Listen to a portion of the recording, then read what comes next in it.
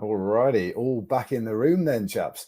I have to say, while I was listening to that, I was feeling like I was back in lectures again, just kind of hoping that nobody would ask any questions, so we could all leave for coffee and we could all just get on with it. But sadly, for those who were craving their caffeine fix, we've had some great questions, actually, really great.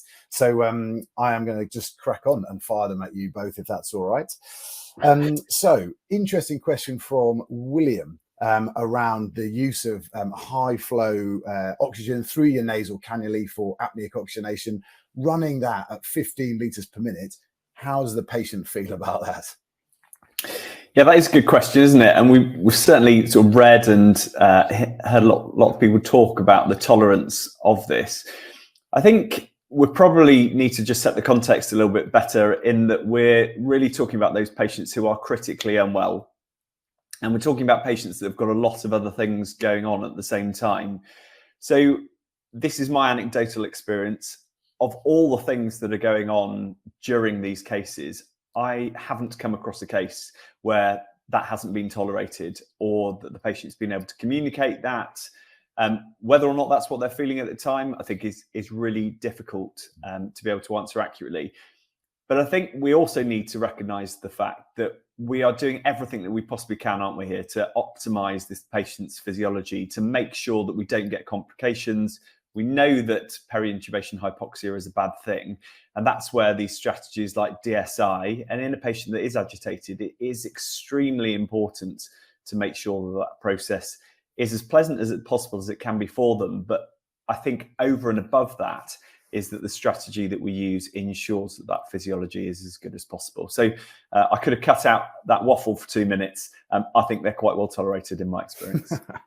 And I will cut out that waffle. I agree. I've never had a patient who's found it uncomfortable, and it's on for a relatively short period of time. In effect, isn't it? This isn't someone that you're leaving for an hour or 2 hours on high flow nasal oxygen, drying out their nasal mucosa, give them bleeding, epistaxis, and all that. It's a short period of time while you're optimising them prior to RSI, and then actually during the induction process. So, yeah.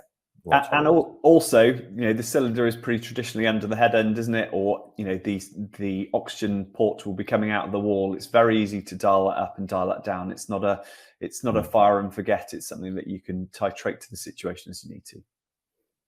Yeah. Lovely stuff. And I think it's probably worth picking up on Rob's point there, is that you often don't turn the apneic oxygenation on until just before the patient's actually induced for their anaesthesia. So there's actually only a very short period of time before they are anaesthetized anyway, that they've got the high flow running for the apneic oxygenation, rather than the pre-oxygenation phase, which is slightly different. Okay, great stuff. Thanks very much. So next question, a really good one from Adrian. So all of the drugs that you talked about there, Simon, you talked about a dosing strategy per weight and based on ideal body weight. So what does that mean? How good are we at doing that in these sort of unregulated, uncontrolled emergency settings? How good are we, James, or how good are you? This is my Q&A session, Simon. I'm amazing at it. I'm amazing at it. If anyone wants to ask me, I'm absolutely perfect. How do you do it then, Rob? Same way everyone else does. It's complete. I mean, it is complete guesswork. If you look at the literature, it's like we're terrible at estimating patients' weight. Patients aren't that good at estimating their own weight. I think it's like 80 or 90% of them get it within about 10% of their actual body weight. We're even worse. So we're like 60%. So yeah, we're not very good at estimating it really at all, is the short answer from the literature. I don't know if you've got any opinions on that, Simon. Always got an opinion, Rob. Yeah, that's the problem. Carry on, though. I think, again, context to this, when we're talking about the doses, when we're talking about side effects and those sort of things, what we're trying to give here is a pretty, this course doesn't give you the ability to go out from not being happy to being completely confident. We're trying to give sort of the highlights and the pointers that you need to go and read around, that we're going to give in the references. That's a great get out jail clause.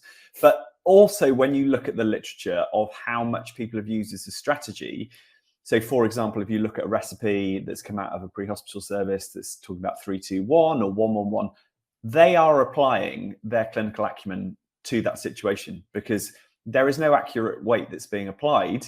They are just on a job. We're going to go with the 1-1-1 strategy, and we're going to see what the results are to it. So although it might not be that accurate in doing that, what it's saying is when you apply that approach with a relatively inaccurate estimate of the weight, that's what you end up with. So I think although it's got faults to it, and it's very different from that elective surgery when someone's maybe been on the scales beforehand, you know exactly what you're dealing with. We're dealing with uncertainties and we're talking about strategies to best mitigate those risks. Nice, nice. Okay, and I guess a slightly related question to your sort of cookbook medicine there, Simon. Harry talked about ketamine, and you were very positive about ketamine. Ketamine's very hemodynamically stable. It's a lovely drug. That's why we use it all the time. But it's not, is it? If we use it in certain groups of patients, we can definitely still see hemodynamic instability. So I guess the question from Harry was, is it the ketamine, or is it another part of your 3-2-1 dosing strategy that's affecting their hemodynamics, such as the fentanyl? Oh, the fentanyl. We haven't got any anaesthetists on here today, so we're going to get biased answers to this. And I think we need to be aware, don't we, that people are going to have different responses to different medications. And again, what we're trying to pick with our drug strategy is the one that's got the least likelihood of having combinations. And there will be patients out there, difficult to predict, I think, who will have, not the cardiovascular stability that you expect when you're giving the ketamine. I think it's clearer to see from the literature that fentanyl is associated with hypotension. And I guess it's a bit of an imperfect answer or non-scientific answer. What you're trying to do is, again, pick the recipe that relates to the injury pattern or the medical problem that patient has got.